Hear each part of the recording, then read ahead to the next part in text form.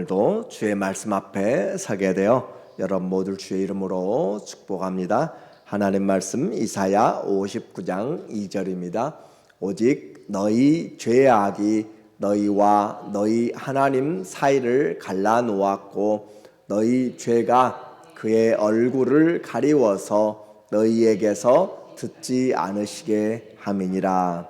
아멘. 오늘은 삶의 변화 63번째로 죄와 구원이란 주제로 말씀을 같이 나누도록 하겠습니다.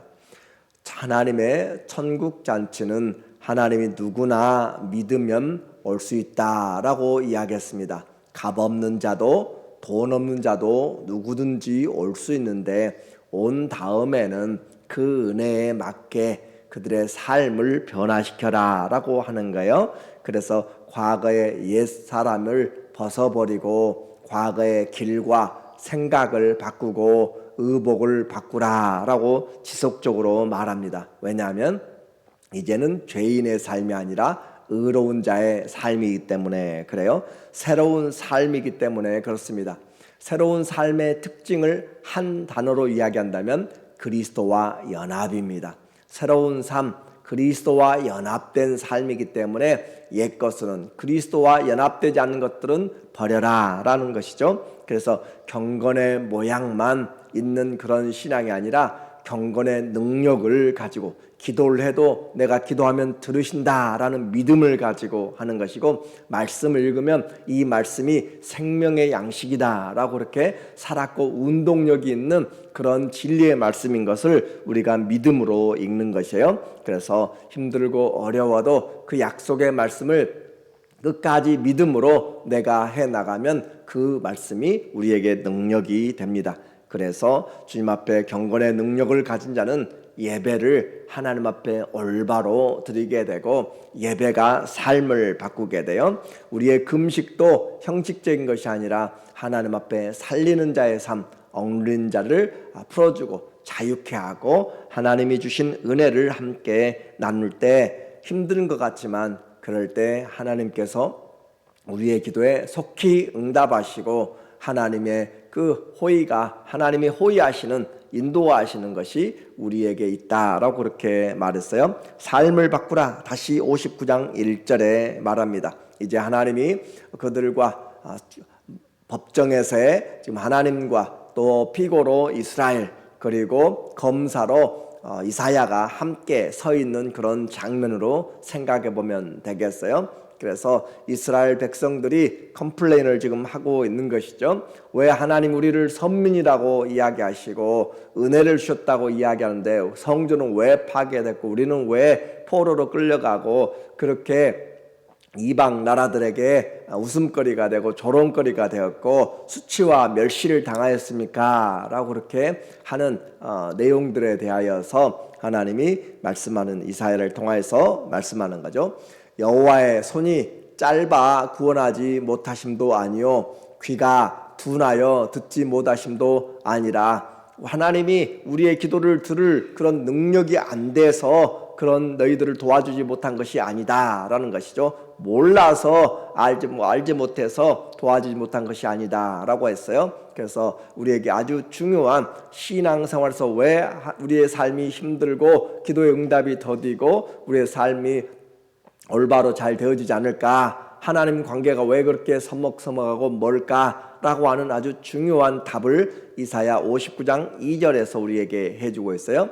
오직 너희 죄악이 너희와 너희 하나님 사이를 갈라놓았고 너희 죄가 그의 얼굴을 가리워서 너희에게서 듣지 않으시게 함이니라. 오직 하나님의 사랑의 문제가 아니라라는 것이죠. 하나님의 능력이 짧아진 것도 아니고 하나님의 구원의 계획도 바꾸어진 것도 하나도 없다. 단지 문제는 너희와 하나님 사이의 죄가 문제다. 너희의 죄와 허물이 하나님의 그 구원의 손길을 막고 있다라는 표현이에요. 그래서 죄악이 너희와 하나님 사이를 갈라서 그 죄가 그의 얼굴을 가리웠다. 하나님이 죄에 대하여서 긍휼을 베푸시고 죄인들에게 하나님께서 그 죄를 묵인할 수가 없는 것을 말하죠. 공의의 하나님이기 때문에 그래요. 그래서 너희에게서 듣지 않으시게 함이라. 하나님이 문제가 아니라 지금 문제는 너희와 너희가 하고 있는 죄다. 하나님이 영원 불변하시고 또 창조주시고 심판해주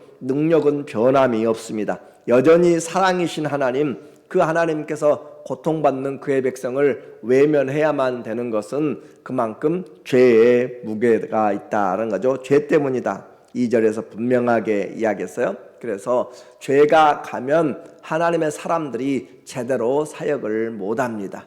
그래서 성도들에게 가장 중요하게 추구해야 될 것이 예수님 믿으면 옷을 벗으라, 옛사람의 옷을 벗으라, 죄악을 떠나라 라는 것이고, 그 바벨론에서 나오라 라고 하는, 예수님 믿으면서 여전히 똑같은 죄들을 범하고 있다면 그것은 잘못된 신앙입니다. 그래서 천하무적인 그 삼손도 죄 앞에서는 어떻게 힘을 쓸 수가 없습니다. 하나님의 언약을 어기고 머리카락을 잘랐을 때는 아무런 능력도 할 수가 없는 것이에요. 어둠에 삼키게 됩니다. 승승장구하던 그 어렵고 힘들게 피난길에서 죽을 고비도 믿음으로 이겨냈던 다윗도 왕이 되었을 때, 밧세바 앞에서 그 죄를 범하였을 때 그 가정에 칼이 떠나지 않는 그런 징계를 받게 되는 거예요. 죄는 하나님의 사랑을 끊어내고 우리의 축복을 끊어내기 때문에 우리의 죄가 얼마나 심각한지 그것을 우리에게 가르쳐주고 있습니다. 죄는 예외가 없습니다. 성도들을 무기력하게 만들고 하나님의 은혜를 떠나게 만들고 의심을 가져오게 만들어요. 그래서 사단이 하는 일이 뭐예요? 우리로 하여금 죄를 짓게 만들고 그리하여서 생명에서 떠나게 만드는, 사망에 이르도록 그렇게 만드는 것이 사단의 일이고, 예수 그리스도는 그 죄를 회개하게 만들고 하나님께 돌이키게 만들고 하는 것이에요.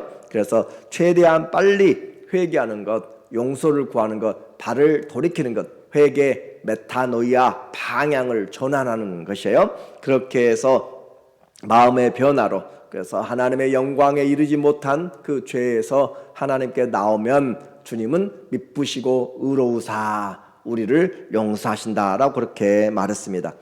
예배가 없어서가 아니라 삶의 변화가 없어서, 기도가 없어서가 아니라 그 기도가 하나님 앞에 죄와 싸우되 피 흘리기까지 하는 그런 기도들이 아니어서 그런 거예요. 그래서 영과 진리로 예배드리지 않는, 경건의 모양은 너무너무 많이 갖췄지만 경건의 능력을 부인한 자들에게서 보라서라고 했습니다. 기복적인 욕심으로 아무리 해도 그것은 이기적인 것으로 자기만 세우기 때문에 응답이 없어요. 3절에 이는 너희 손이 피해 너희 손가락이 죄악에 더러워졌으며 너희 입술은 거짓을 말하며 너희 혀는 악독을 내밀어. 우리의 신체를 가지고 지금 이야기하는 것, 삶이 하나님을 나타내는 주님의 손과 발로 주님의 마음을 가지고 살아가야 될 사람들의 그 선민 또 성도들, 교회가 너희 손이 피해 젖었다, 더러운 일에 악한 일에 피를 젓는 것이죠. 너희 손가락이 죄악에 더러워졌고, 그 말은 우리 손으로 죄를 행한다 그 말이에요. 그리고 너희 입술은 거짓을 말하고 너희 혀는 악독을 내밀어. 우리의 입술에서 나간다고 다 좋은 것이 아니에요. 말할 수 있다고 좋은 것이 아니에요. 때로는 침묵이 금일 수가 있고 경우에 합당하지 않으면은 아예 말하지 않는 것이 복이 될 수 있습니다. 그러므로 우리에게 주신 자유를 내 마음대로 사용하면 안 되는 것이고, 성도는 말에도 주님이 주인이 되셔야 되고 생각에도 주님이 주인이 되셔야 돼요. 그래서 내 마음대로 불신앙의 말, 내 마음대로 그런 의심의 말들을 해나가면 다른 사람들에게 독을 끼치게 되고 나쁜 영향력을 끼치게 돼요.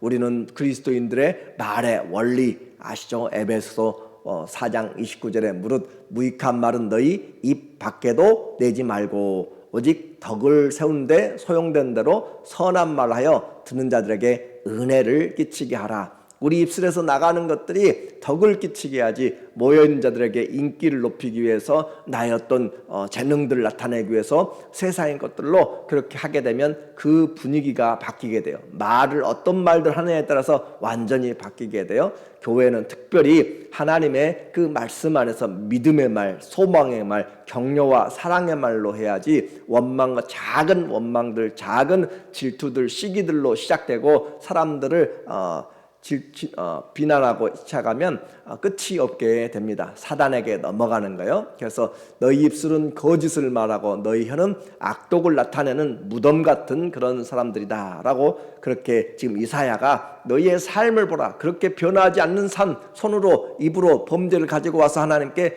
왜 기도하면서 하나님 내가 이렇게 잘 되도록 기도했는데요 하면서 기도에 응답 주지 않는다고 그렇게 하지 말라라는 거죠. 그 이제 행악하기에 빠르고 무지한 피를 흘리기에 신속하며 그 생각은 악한 생각이라 황폐와 파멸이 그 길에 있으며, 그러니까 전체적으로 그들의 인생이 하나님 앞에 생각부터 손과 발로 머리까지 전부 다 행하는 것이 하나님 중심이 아니라 어떻게 하면 내 이익을, 어떻게 하면 내 뜻을 그렇게 생각하면서 해왔던 변하지 않는 삶에 대하여서 이사야를 통하여 하나님이 질책하고 있는 거예요.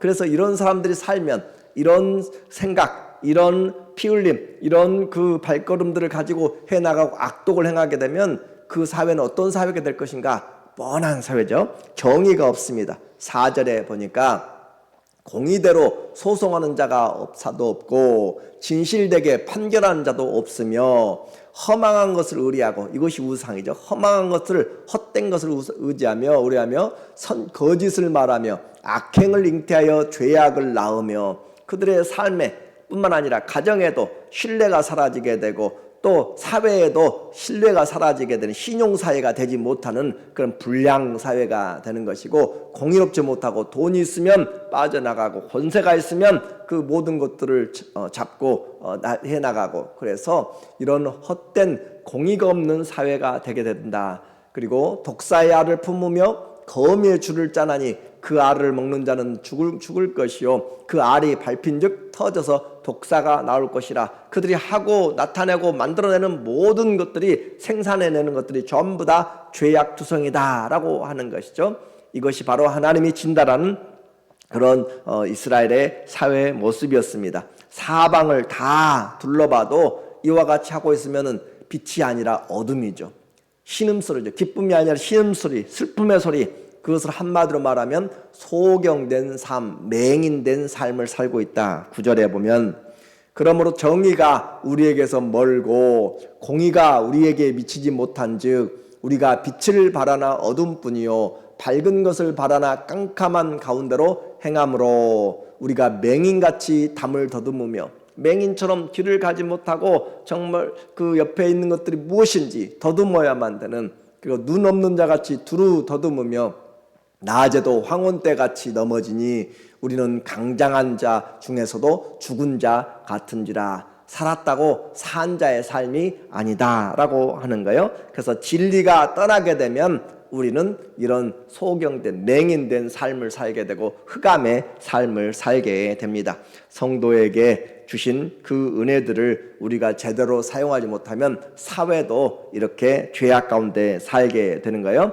이 모든 것, 결국 그들이 하나님과의 죄가 쌓이고 손과 발의 모든 것들의 행위가 죄가 있고 사회가 이렇게 불법과 불의가 가득 차 있는 그 모든 것들의 가장 큰 원인이 뭐예요? 가장 큰 원인, 그것은 돈이 없기 때문이 아니고 그들이 못 배웠기 때문이 아니고 하나님을 멀리했기 때문에 그래요. 그래서 11절에 우리가 곰같이 부르짖으며 비둘기같이 슬피 울며 정의를 바라나 없고 구원을 바라나 우리에게서 멀도다. 자기들의 능력으로는 도무지 아무리 해도 구원을 이룰 수가 없어요. 죄악 가운데서 죄의 삭은 사망이기 때문에 자기들로서는 구원을 어떤 것들도 할 수가 없다. 이는 왜 그래요? 우리의 허물이 주의 앞에 힘이 많으며 우리의 죄가 우리를 쳐서 증거나오니 결국은 죄죠. 하나님을 떠나 있는 것이죠. 하나님의 목적에서 빗나가버린 하말티아, 하나님의 목적에서 빗나가버린 그것이 죄라. 그래서 우리를 증거나오니 이는 우리의 허물이 우리와 함께 있음이니라. 우리의 죄악을 우리가 아나이다. 우리의 죄악을 우리가 안다라고 그렇게 이야기하는데, 이 모든 것이 결국 빛과 사랑이신 하나님을 배역한 것이다 라고 이야기했어요. 13절에 우리가 여호와를 배반하고 속였으며 우리 하나님을 따르는 데서 돌이켜 포악과 패역을 말하며 거짓말을 마음에 잉태하여 나으니, 그러니까 거짓도 반복되면 내가 내 안에 누가 지금 주인인가를 한번 생각해 봐야 되는 것이고, 우리의 행동이 자꾸 올바르지 못하면 우리 안에 누가 주인인가를 한번 봐야 될 필요가 있는 거예요. 그래서 하나님께로부터 우리가 다른 데서 돌이켰다, 하나님을 떠나게 되면 그것이 죄인 것이죠. 하나님의 생명에서 끊어진 것, 하나님의 목적에서 빗나간 것, 그것이 죄가 되는 거예요.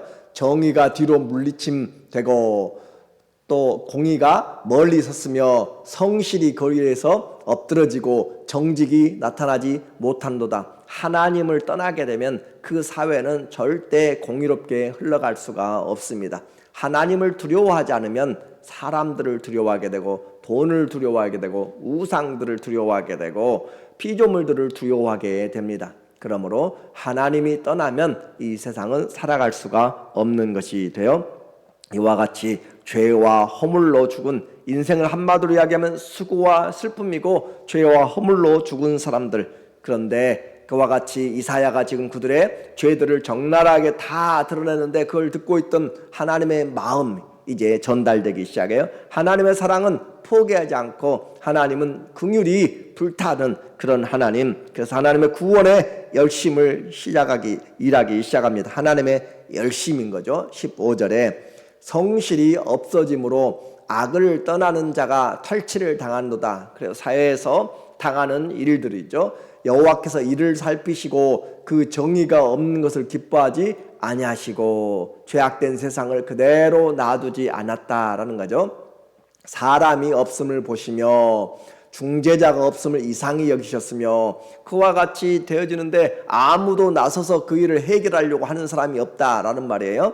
그래서 자기 팔로 스스로 구원을 베푸시며 자기의 공의를 스스로 의지하사 아무도 사람을 의지할 수 없고 하나님의 뜻을 행하는 자, 살펴보니까 해 아래서 선을 행하는 자 하나도 없더라 라는 거죠. 해 아래 선을 행하는 자 하나도 없더라. 그래서 하나님이 직접 그 구원의 열심을 가지고 자기 팔, 능력의 팔을 걷어붙이고 하나님께서 구원을 위하여서 스스로 일어나기 시작했습니다. 그래서 죄를 사하시기 위하여서 내가 그 길을 가기로, 십자가의 죽음을 가기로 작정하신 거죠. 그래서 완전 무장한 군인처럼 그렇게 준비하는 하나님의 구원의 열심을 보세요. 17절에 공의를 갑옷으로 삼으시며, 하나님의 나라는 공의에 서 있습니다. 공의, 의로움을 갑옷으로, 그분이 하는 것은 의로운 일이에요. 그래서 성도도 의로, 예수 그리스도로 옷 입고 의로운 자가 됐기 때문에 우리의 행위는 어떤 부분에서 보든지 보지 않든지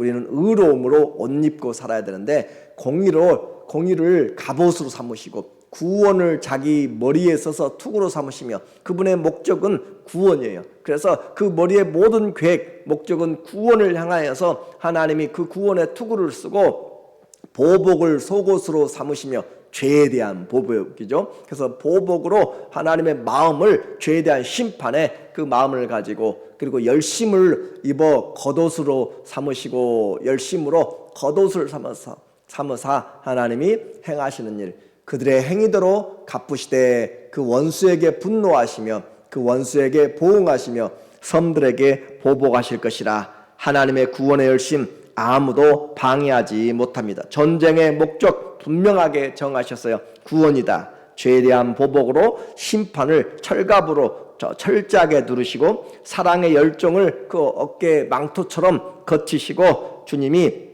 불의한 모든 죄를 제공한 자들에게 정의의 심판을 하시는 거죠. 그분의 보복의 옷은 피 흘린 옷입니다. 이사야 63장 2절에 보면 이제 그 보복자, 그 심판자가 다가오는 것을 이사야가 보여주고 있어요. 그래서 어찌하여 그 오는 한 사람을 보니까 그 옷이 완전히 붉어졌다는 거죠. 어찌하여 내 의복이 붉으며 내 옷이 포도주 틀을 밟은 자 같으냐. 포도를 수확하고 발로 밟으면 튀어서 그 포도물들이 배이게 되는 거죠. 만민 가운데 나와 함께 한 자가 없이, 이제 그 용사가 말하는 거예요. 이분은 바로 예수 그리스도를 상징하는 분이죠. 나와 함께 한 자가 없이 내가 홀로 포도주 틀을 밟았는데, 그것은 진노의 포도주를 밟은 심판을 말하는 거죠. 내가 노함으로 말미암아 무리를 밟았고 분함으로 말미암아 짓밟았으므로 그들의 선열이 내 옷에 튀어 내 의복을 다 더럽혔습니다. 이것은 승리의 피로 되어진 거죠. 예수 그리스도 자신이 십자가에서 피로 구원을 이루셨지만 그분의 영적인 싸움은 사단의 모든 괴계들을 다 물리친 그런 전쟁의 모습입니다. 그래서 대적자들의 심판을 다 말굴레까지 차도록 그렇게 하신 것들이고, 이처럼 하나님의 백성의 죄를 지금 주님이 해결하시고 그들과 함께 새 언약을 세우신다. 21절 이제 하나님의 말씀이 나타나고 있어요. 여호와께서 이르시되 내가 그들과 세운 나의 언약이라니 곧 네 위에 있는 나의 영과 내 입에 둔 나의 말이 이제부터 영원하도록 내 입에서와 내 후손의 입에서와 내 후손의 후손의 입에서 떠나지 아니하리라 하시니라. 여호와의 말씀이니라. 이 말은 하나님의 구원의 역사가 끊이지 않고 우리의 죄를 져가면서 성령이 떠나지 않고 세상 끝날까지 함께한다는 내용입니다. 오늘 우리가 왜 하나님과의 관계가 서원하고 소원해지고 그렇게 하나님 앞에 제대로 살아가지 못하는 우리의 마음이 이 심령이 평안을 얻지 못하는가? 죄에 대한 분명한 하나님의 경고, 우리의 겉옷을 벗어버리고 생각을 사로잡으라라는 것이죠. 죄에 대하여서 하나님의 이름을 부르면 구원을 받습니다. 아무도 그 손에서 빼앗아갈 자가 없어요. 너희는 여호와를 찾을 만한 때에 찾으라. 하나님을 찾을 만한 때, 또 만날 만한 때에 하나님을 찾으라. 그러면 만난다. 주께서 우리에게 지금이 구원의 날이고 지금이 은혜의 날이라고 말합니다. 그 이름을 부름으로 우리의 삶이 그리스도와 함께 빛의 자녀된 승리의 삶을 살아가시기를 예수님의 이름으로 간절히 축원합니다. 아멘. 기도합니다. 좋으신 주님, 우리를 향한 하나님의 열심을 봅니다. 우리의 죄악에도 불구하고 구원의 열심으로 오늘 십자가가 우리에게 의로움이 되었고 예수 그리스도로 옷 입고 살아가도록 다시 은혜를 주셔서 감사합니다. 구원받은 자로 살아가도록 은혜 베풀어 주시옵소서. 예수님의 이름으로 기도합니다. 아멘.